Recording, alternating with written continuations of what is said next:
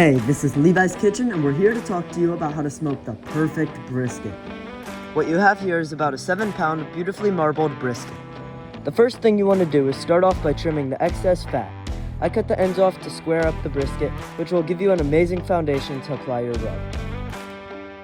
When slicing brisket, you will always want to cut against the grain. That's going to give you the best slice possible.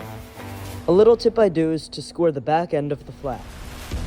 When this brisket develops a nice bark, you're not going to be able to see the grain, so this is a good little trick to help you notice where the grain is after the brisket is done on the smoker, and you will ensure some great slices. Add about 50% red hot buffalo sauce and 50% mustard. This will allow the rub to adhere really nicely to the brisket. Once it's seasoned, you're going to want to put the point end of the brisket by the heat source because that will take a little longer to fully cook. We're smoking at a low heat with some apple wood pellets. Depending on what type of smoker you're using, you're going to have to wrap it. In this case, we're using a Traeger, so we'll wrap the brisket once it hits an internal of 160 degrees and has formed a beautiful bark.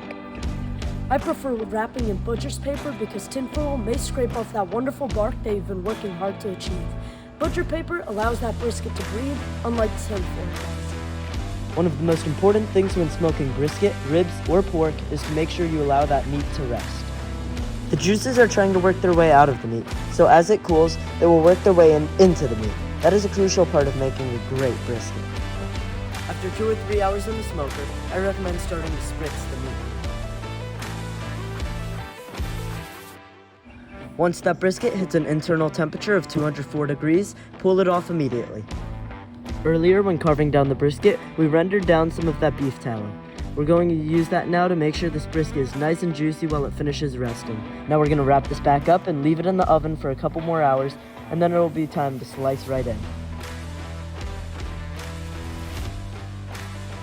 This brisket is finished. Beautiful, tender, and we've achieved that soft, delicious bark.